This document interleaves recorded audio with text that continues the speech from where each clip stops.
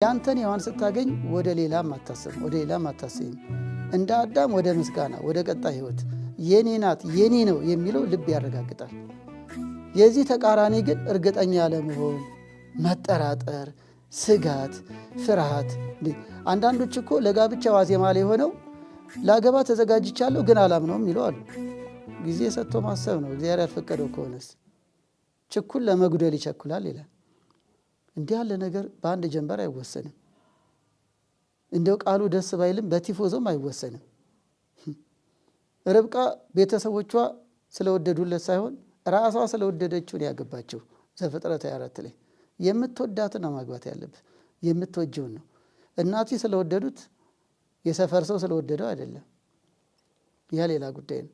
ብዙዎቹ ታዲያ ሌላ ሰው የወደደላቸውን እሷ ግን እኔ ፍርሃት አለኝ አላምነውም እጠራጠራለሁ ምንም አይናፍቀኝም ግን ልንጋባ ነው፣ ጠጅ ተጥሏል ካርድ ተበትኗል ይላሉ።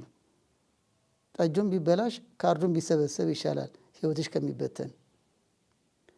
ግልጹን ማወቅ ስላለብን አሁንም የኔ የሆነችው አጣት ብለህ ልትወስን አይገባም።